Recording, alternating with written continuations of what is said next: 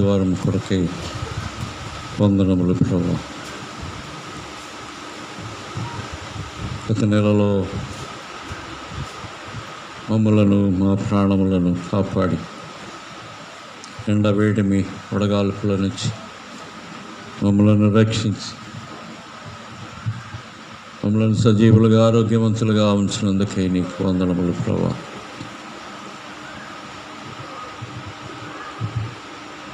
ఈ ఉదయకాలము మీ సన్నిధి మాతో ఉంచి నడిపించుకోవచ్చు.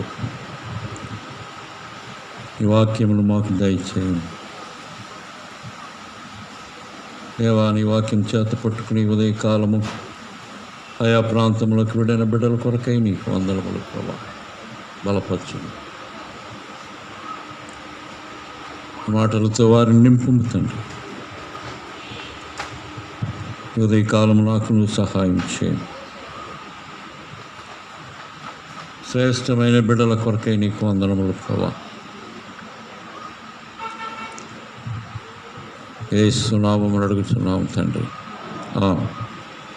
వీళ్ళరా మనం దేవుని యొక్క వాక్యం చూద్దాం. యాకోబు రాసిన పత్రిక 1వ అధ్యాయము 17వ వచనం చదువుదాం. శ్రేష్టమైన ప్రతివియు సంపూర్ణమైన ప్రతి వరములో పరసంబంధమనేదై జ్యోతిర్మయుడగు వచ్చును. చాలు చాలు చాలు. శ్రేష్టమైన ప్రతివియు సంపూర్ణమైన ప్రతి వరమును పరసంబంధమైనదై జ్యోతిర్మయుడగు తండ్రి యొద్ద నుండి వచ్చును. శ్రేష్టమైనటువంటి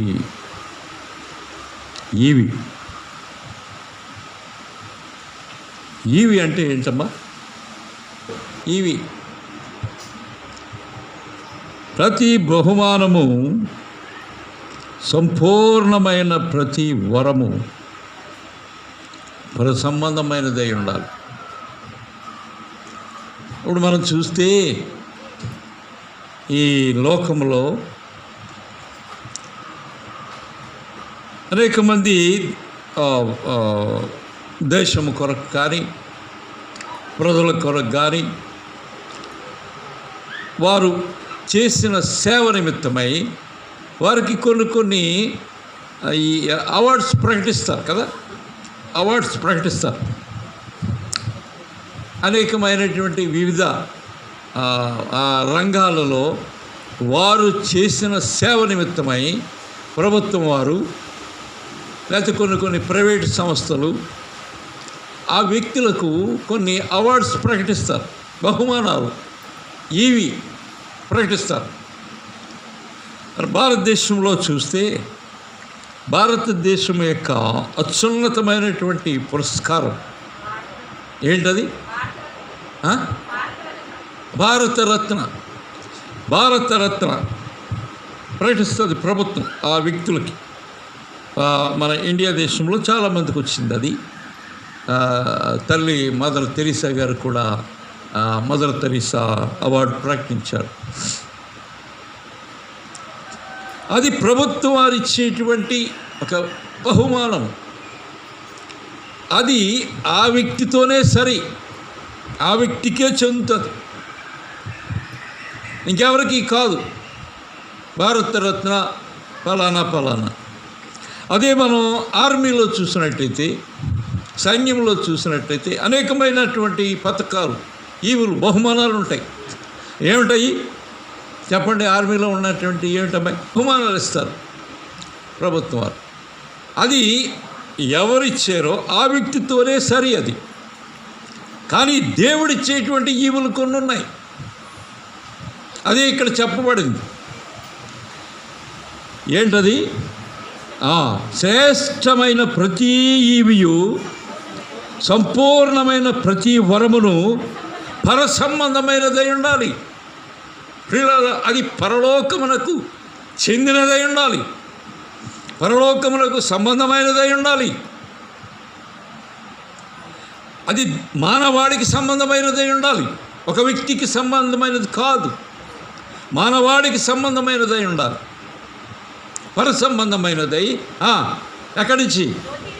జ్యోతిర్మయుడగు తండ్రి యొద్ద నుండి వచ్చును. పిల్లరా, మన తండ్రి ఎవరు? యేసుక్రీస్తు. అక్కడి నుంచి రావాలి సంపూర్ణమైనటువంటి ప్రతి వరము, శ్రేష్టమైనటువంటి ప్రతి ఇవి లోకములో ఇచ్చేవి కావు. లోకములో ఇస్తే ఆ వ్యక్తితోనే సరి. ఆ వ్యక్తి ఈ లోకాన్ని విడిచిపెట్టి వెళ్ళిపోయిన తర్వాత అది పనికిరాదు, ఇంకా ఆ వ్యక్తితోనే ఉండిపోతుంది అది. కానీ ప్రభువు ఇచ్చేది మానవాడి కొరకు, మానవాడి కొరకు. అది పరసంబంధమైనది, దేవుని యొద్ద నుంచి రావాలి. ఆ వరాలేంటో కొన్ని మనం చూద్దాం ఇప్పుడు ఈ ఉదయకాల సమయంలో. ఆ వరాలేంటో చూద్దాం. మొదటిగా మనకి ఇచ్చినటువంటి దేవుని యొక్క వరము, దేవుని యొక్క బహుమానము క్రీస్తు ప్రభు. అది శ్రేష్టమైన మానవాళి కొరకు దేవుడిచ్చినటువంటి ప్రభు క్రీస్తు యొక్క నామము. ఎవరైనా వేరే అడగలరా? ప్రభా, ఇవన్నీ ఫలానా వ్యక్తి నామం ద్వారా అడుగుతా అని అనగలరా? క్రీస్తు ప్రభు యొక్క నామం అది శ్రేష్టమైన నామము. క్రీస్తు ప్రభు యొక్క నామములో సమృద్ధి ఉన్నది, సమృద్ధి ఉన్నది. ఆయన నామములో లేదా? సమృద్ధి లేదా? పిల్లరా, క్రీస్తు ప్రభు యొక్క నామములో స్వస్థత ఉన్నది. సహోదరి సహోదరుడా, క్రీస్తు ప్రభు నామంలో స్వస్థత ఉన్నది. మనం ఏం చేసినా ఇదిగో ప్రభా ఈ బిడ్డను ముట్టి స్వస్థపరచును, క్రీస్తు నామమును అడుగుచూ ఉన్నాము తండ్రి. నామము, ఆయన నామములో స్వస్థత ఉన్నది, ఆయన నామములో జయం ఉన్నది. ప్రియులరా, క్రీస్తు ప్రభు యొక్క నామములో జయం ఉన్నది. ఏమన్నాడు దావీదు? ఏమన్నాడండి గొలియాతును? ఇదిగో సున్నతి లేనివాడా నువ్వెంత, నేను నా తండ్రి నామమున వస్తూ ఉన్నాను, కాసుకో. క్రీస్తు ప్రభు నామములో జయమున్నది. ప్రియులరా, దావీదు ఒక్కడే. ఏమన్నాడు దావీదు? యెహోవా యుద్ధము యెహోవాదే. ఎవరండి చేసింది? దావీదు చేశాడా? యుద్ధము యెహోవాదే. ప్రభు నామములో జయమున్నది. సహోదరి సహోదరుడా, అది శ్రేష్టమైన నామము, శ్రేష్టమైన వరము, సంపూర్ణమైన వరము. అది పరసంబంధమైనది. క్రీస్తు ప్రభు యొక్క నామము. ఆయన నామములో ఎన్ని ఉన్నాయండి? ఆయన నామములో జయము, ఆయన నామములో స్వస్థత, ఆయన నామములో సమృద్ధి. దేవదూతల కన్నా శ్రేష్టమైనటువంటి నామము. ఆ నామమును మనం కలిగి ఉన్నందుకు మనం ధన్యులము. ప్రియులరా, మనం ధన్యులము. చూడండి, ఎఫెసీయులకు రాసిన పత్రిక 2వ అధ్యాయము 8-9 వచనాలు. ఎఫెసీయులకు రాసిన పత్రిక. విశ్వాసము ద్వారా కృపచేతనే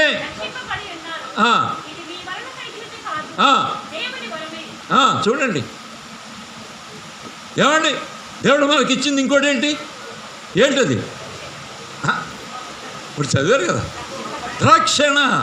దేవుడు మనకిచ్చినటువంటి రక్షణ, దేవుని కృపచేతనే దేవుడు మనకిచ్చినటువంటి రక్షణ, దేవుడు మనకు ఉచితముగా ఇచ్చినటువంటి రక్షణ. డబ్బు పెట్టుకున్నారండి? డబ్బులు పెట్టుకున్నారు రక్షణ? డబ్బులు పెట్టుకుంటే దొరుకుద్దమ్మా రక్షణ? దేవుడు ఉచితముగా ఇచ్చను, నువ్వు ఉచితముగా తీసుకో. దేవుని యొక్క రక్షణ ఎంతటి పాపినైనా సరే దేవుడు క్షమించేటువంటి రక్షణ. దేవుడు నీకు ఇచ్చే రక్షణ అది ఒక సర్టిఫికెట్ లాంటిది. రక్షణ. 10వ తరగతి పాస్ అయ్యాను. పాస్ అయ్యాను. ఏంటి రుజువు?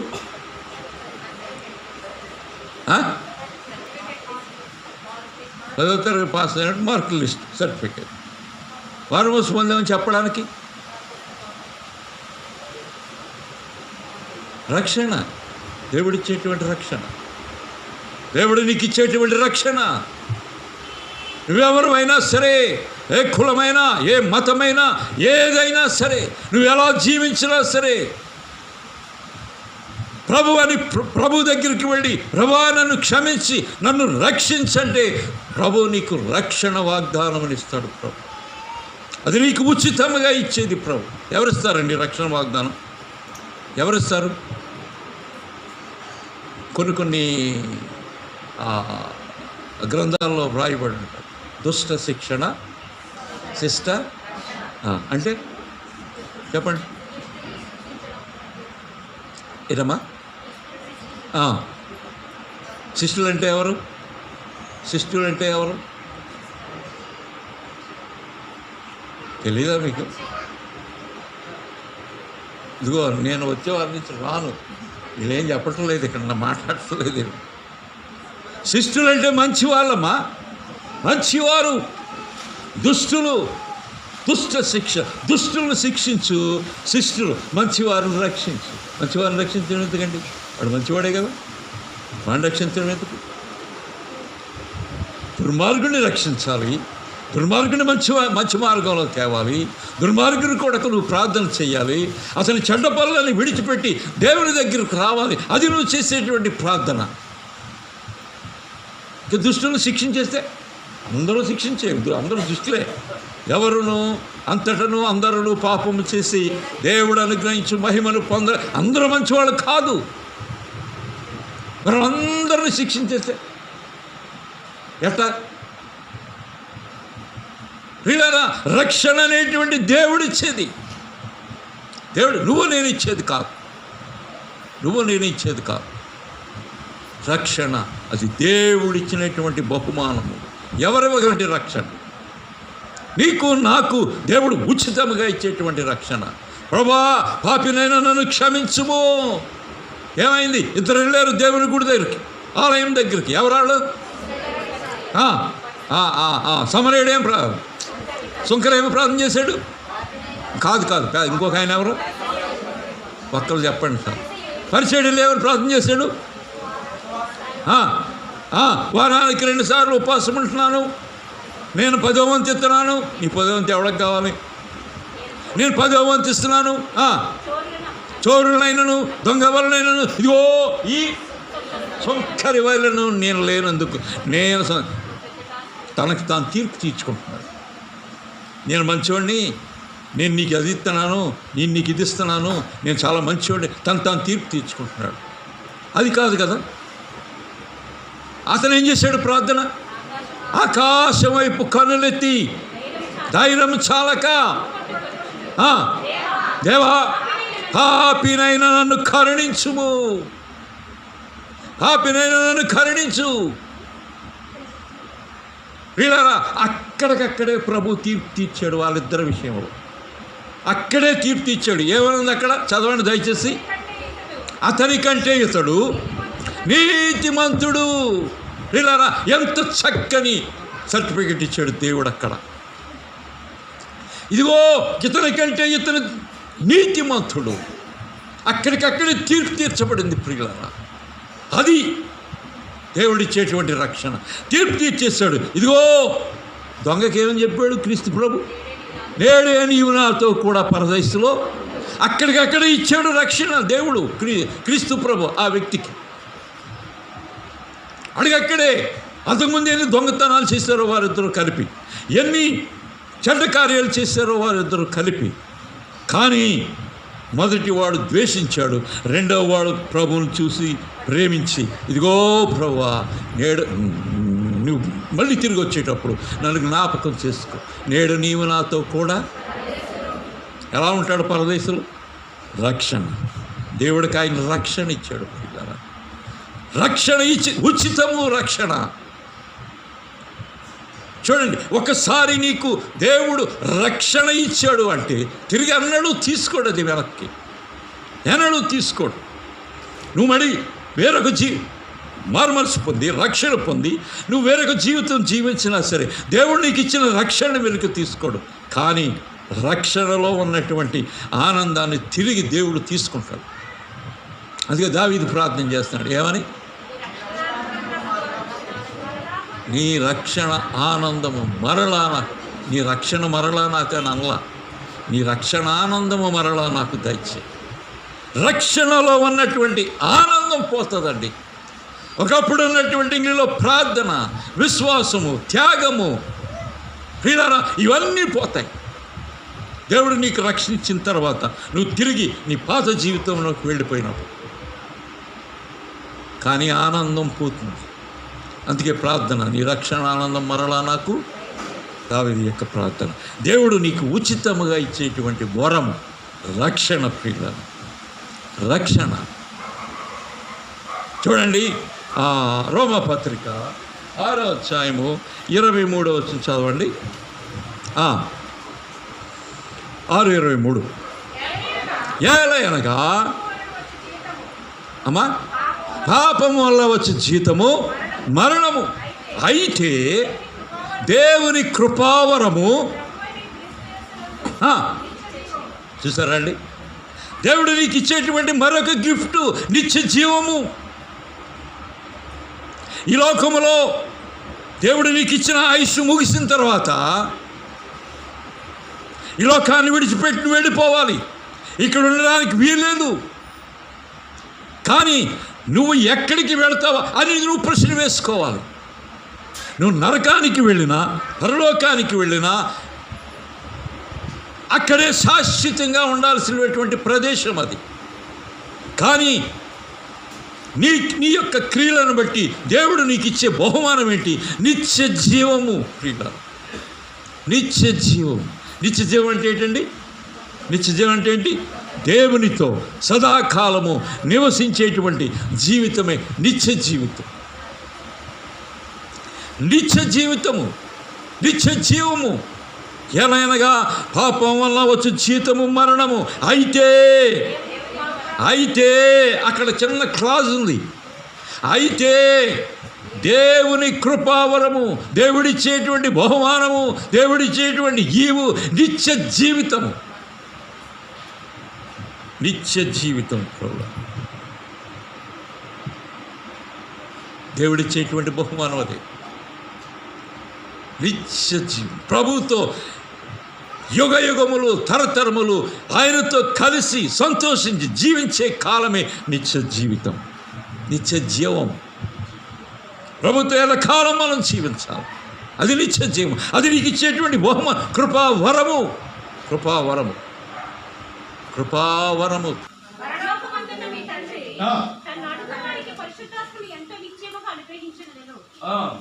చూసారండి, పరిశుద్ధాత్ముడు దేవుడు మనకిచ్చేటువంటి బహుమానం. పరిశుద్ధాత్ముడు, ఆయన సహకారము, ఆయన సూచనలు, ఆయన సలహాలు మనకు కావాలి. పరిశుద్ధాత్ముడు. కొంతమంది ఏమంటారు, పరిశుద్ధాత్ముడు చెప్పాడు. ఏమొచ్చాడు అమ్మాయి? ఆ అమ్మాయి ఏదో ఆలోచిస్తుంది చూడండి. అక్కడ తిరుగుట్టు ఏంటి ఆలోచిస్తున్నావు అమ్మాయి? పరిశుద్ధాత్ముడు వచ్చాడండి నా మీదకి. ఇద్దరు గొంతులు వేస్తూ ఉంటారు కొంచెం చోట కదండి. ఆ పై వస్త్రాలు ఇటుపోతున్నాయో తెలియదు, ఆ జుట్టు ఎట్టుపోతుందో తెలియదు, ఆ కింద వేసిన పథకం ఎట్టుపోతుందో తెలియదు. చేస్తుందా చెప్పండి. ఎటుపోతుందో తెలియదు, ఏది ఎటుపోతుందో తెలియదు, ఎగురుతూ ఉంటారు. పరిశుద్ధాత్ముడు ఏమన్నాడు? పరిశుద్ధాత్మ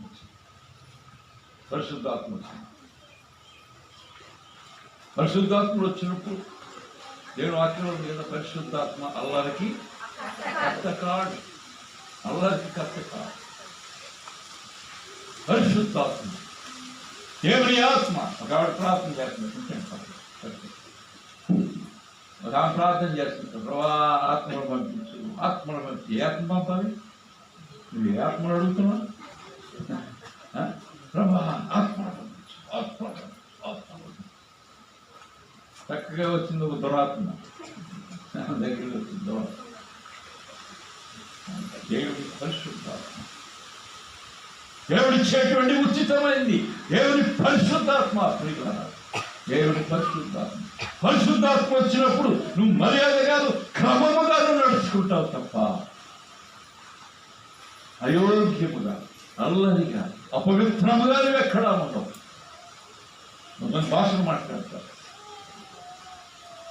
నేనే తప్ప నడుచుకోలేదు. భాషలు విశ్వాసులకు చూసిన కాదు.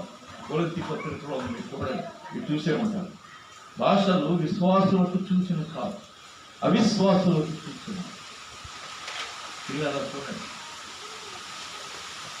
నువ్వు భాష మాట్లాడినప్పుడు ఆ భాషకి అర్థం చెప్పాలి.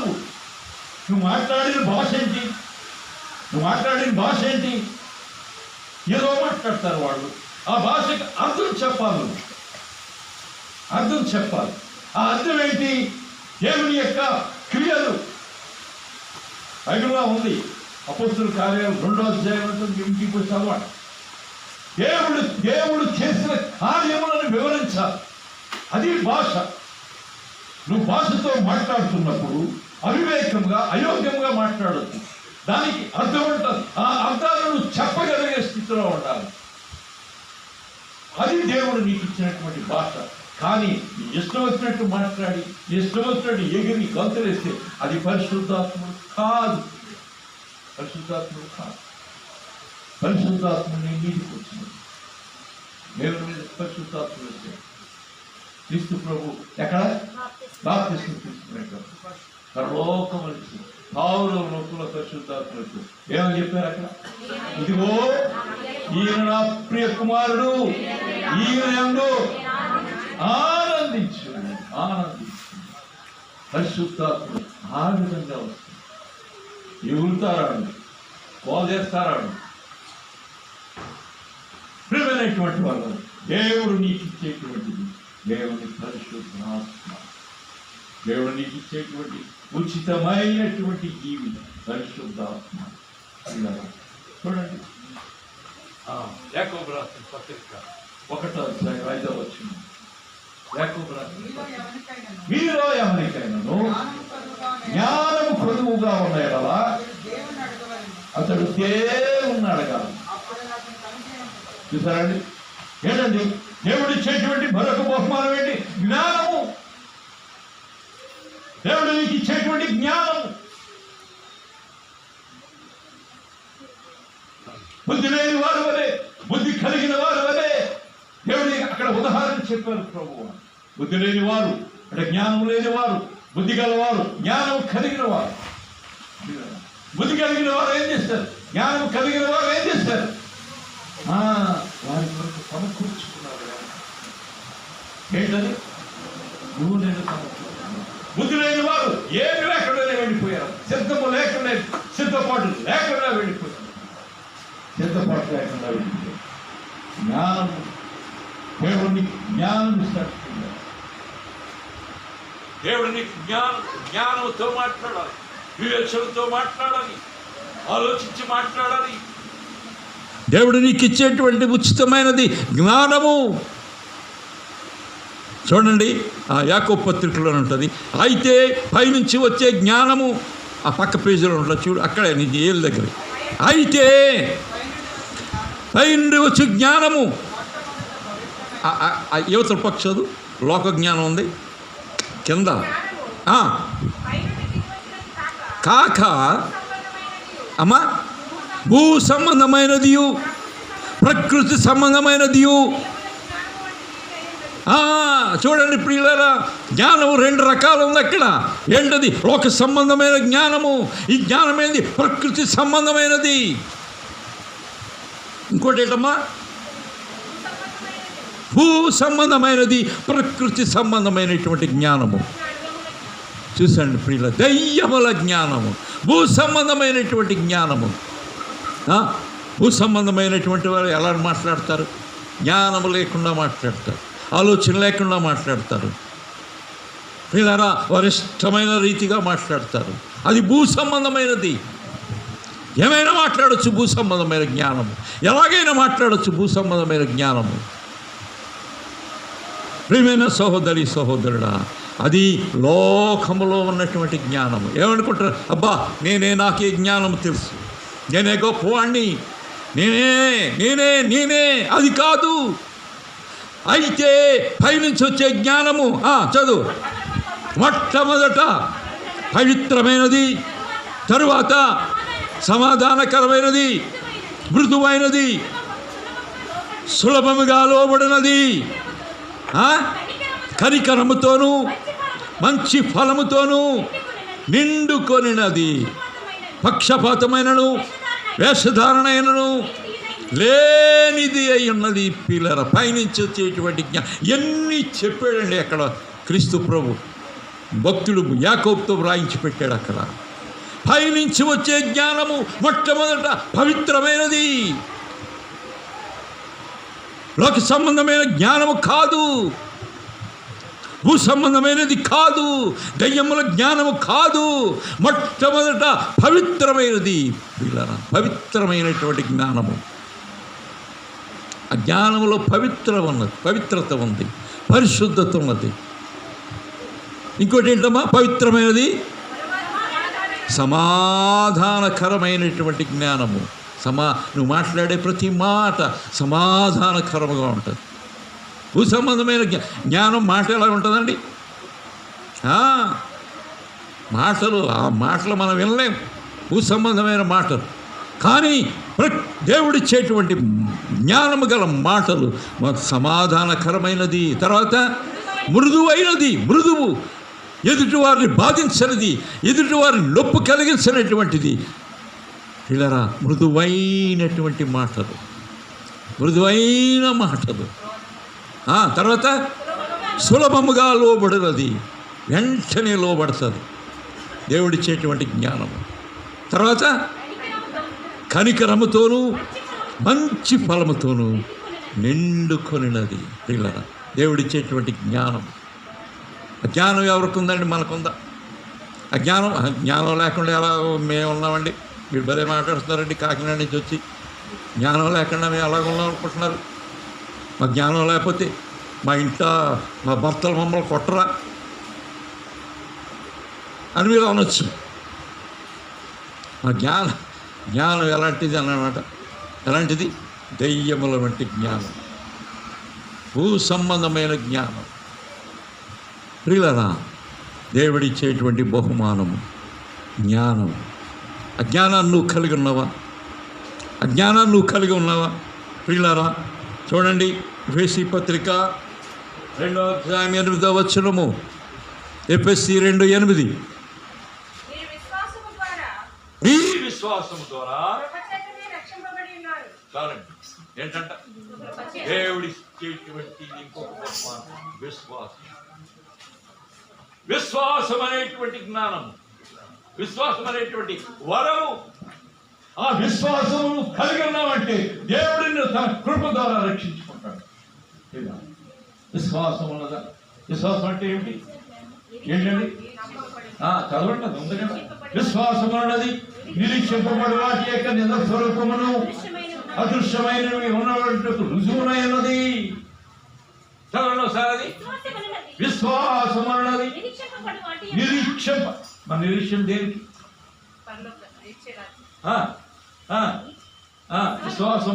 విశ్వాసం అన్నది ఆగండి అక్కడ. విశ్వాసం అన్నది నిరీక్షింపబడు ఒక క్రైస్తవుని యొక్క నిరీక్షణ, నిశ్చత్వము, పరలోకము. అదే మన నిరీక్షణ. అదే మన నిరీక్షణ. ఆ నిరీక్షణలోకి మనం పోవాలి అంటే మనకి విశ్వాసం కావాలి. విశ్వాసం లేకుండా నువ్వు నిరీక్షింపబడదు. విశ్వాసం అన్నది నిరీక్షింపబడి వాటి యొక్క నిజ స్వరూపమును అదృశ్యమైంది. అదృశ్యం ఏంటి అంటే ఏంటి? అదేంటి? పరలోక రాజ్యం. పరలోక రాజ్యం ఉందా? పరలోక రాజ్యం ఉందా? ఎక్కడ ఉంది? చెప్పండి. మీరు మాట్లాడే అమ్మాయి పరలోక రాజ్యం అంటే ఎక్కడుంది? ముందు పరలోక రాజ్యం ఎక్కడుంది? బైబిల్లో లేదా? ఎక్కడుంది చెప్పండి.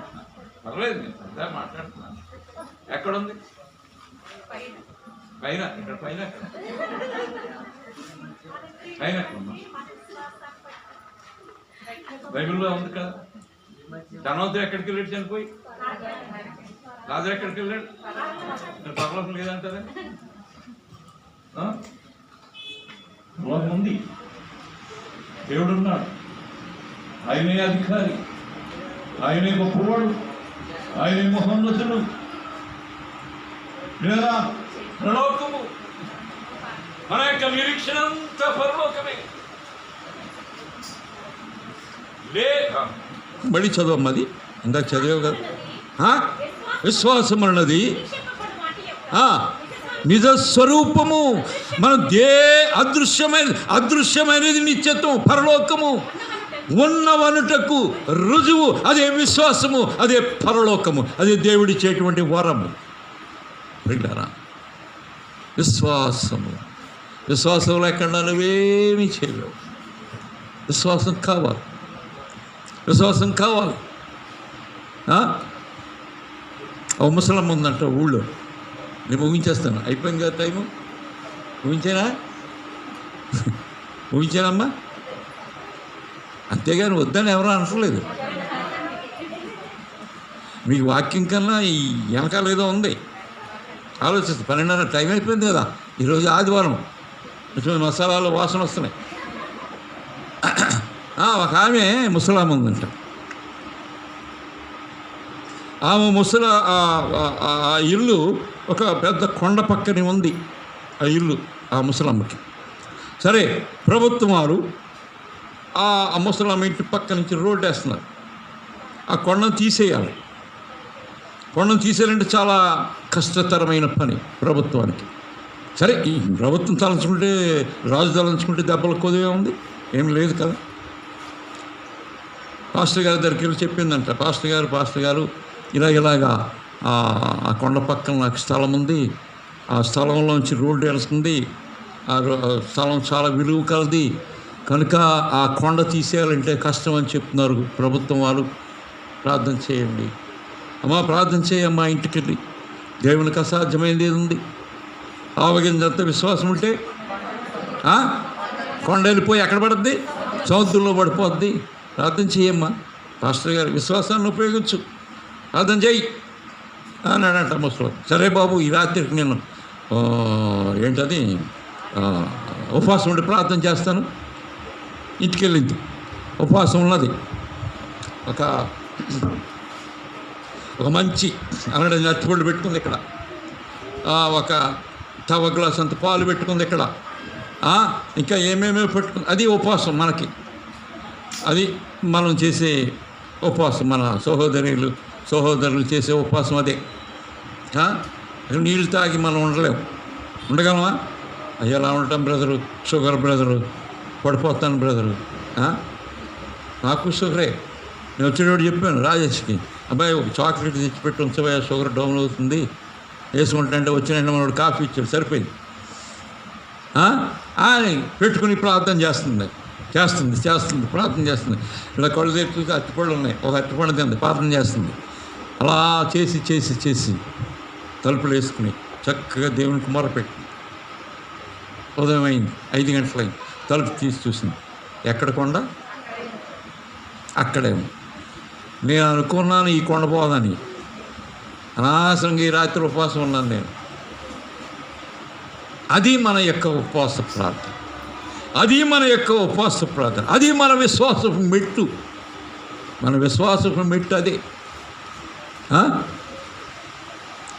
విశ్వాసపు మెట్టు. అది నిరీక్షింపబడు వాటి యొక్క నిజస్వరూపం.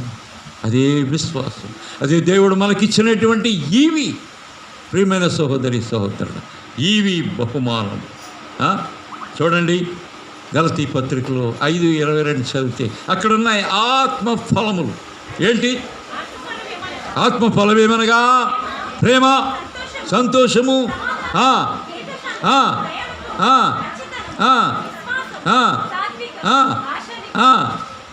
ఎన్ని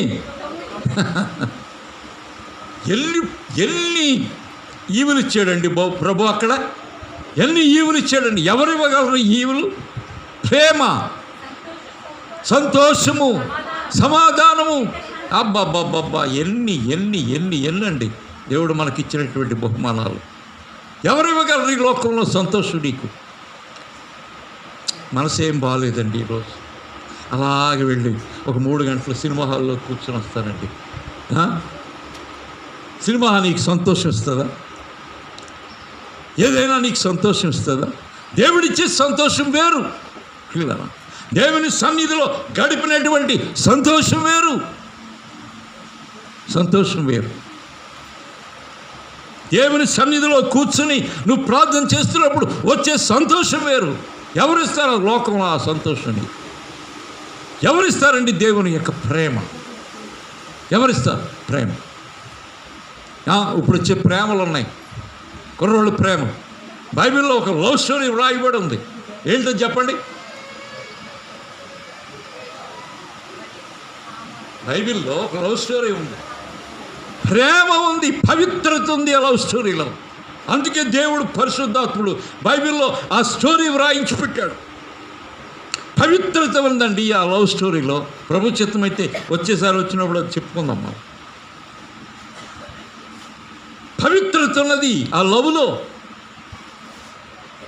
ప్రియులారా, రాహేలు కాదు, లేయా.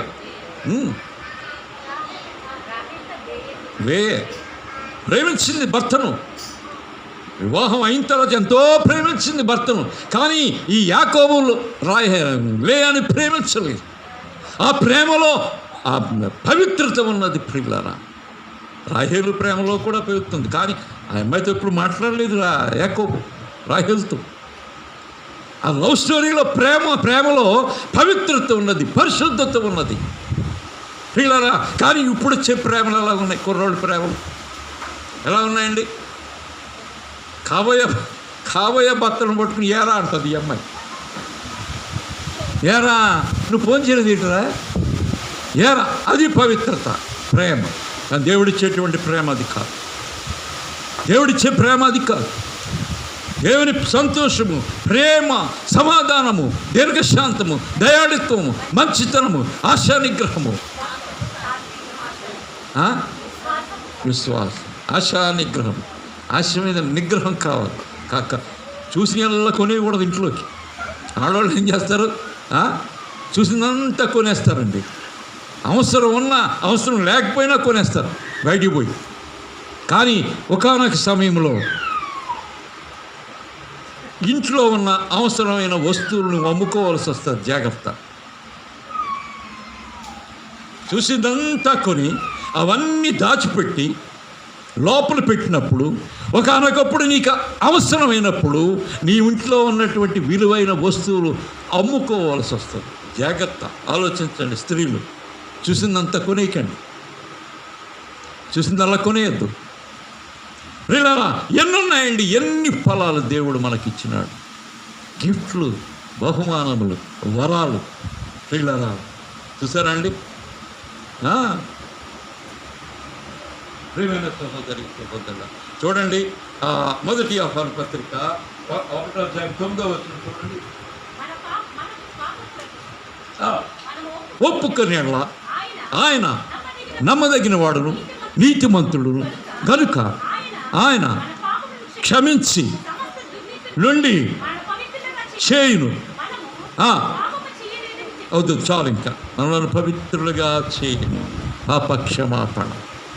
దేవుడిచ్చేటువంటి వరం ఏంటండి? పాపక్షమాపణ. మనము పాపము చేయలేదని చెప్పుకొని మనమే మోసం చేసుకుంటున్నాం. కానీ దేవుడి దగ్గరికి వెళ్ళినప్పుడు నీ పాపమును క్షమించి నీకు పాప క్షమాపణ ఇస్తాడు దేవుడు. పాపములను క్షమించే అధికారం ఎవరికి ఉందండి? ఎవరికి ఉంది? గట్టి చెప్పండి.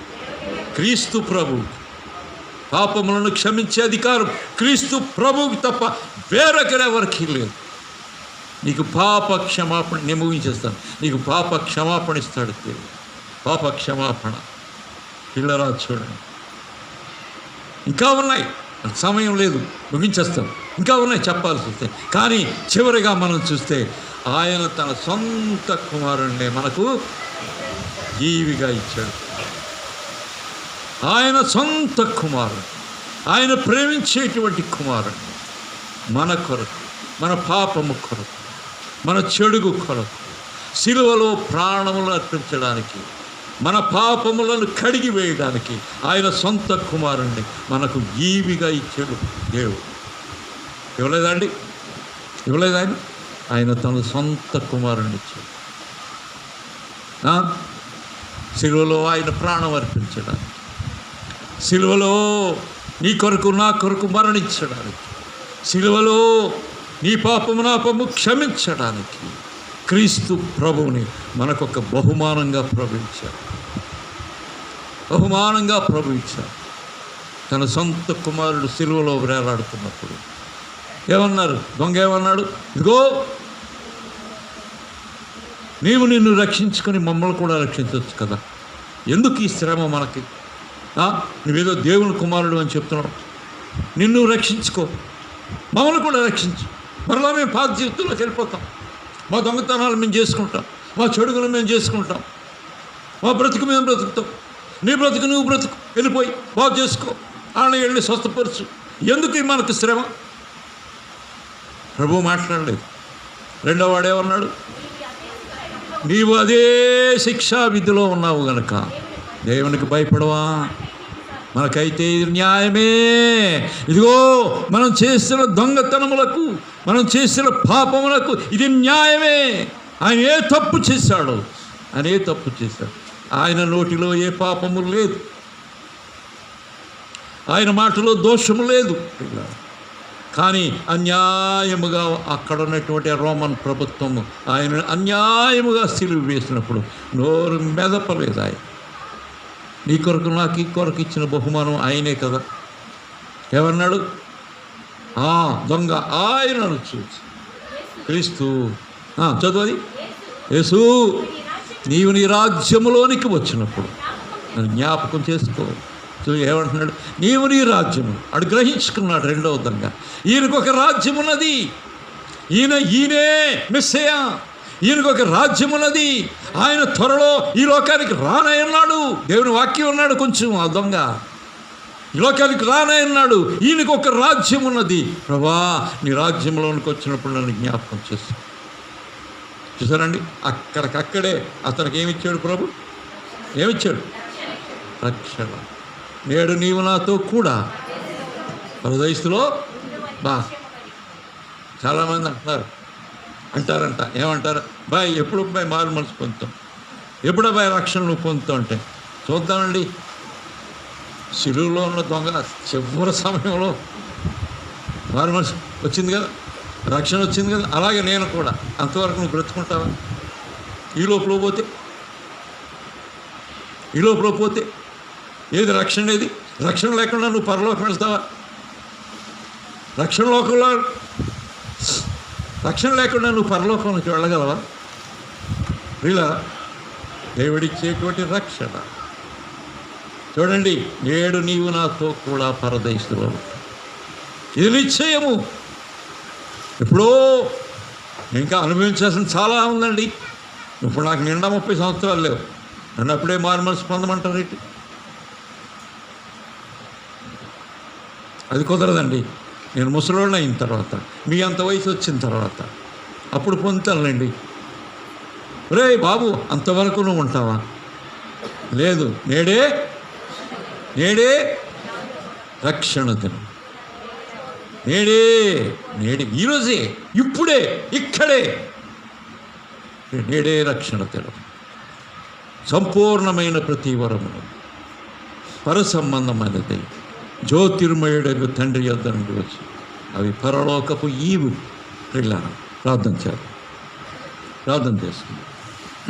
చేయండి, ఒక్క నిమిషం ప్రార్థన చేయండి. అయిపోయింది.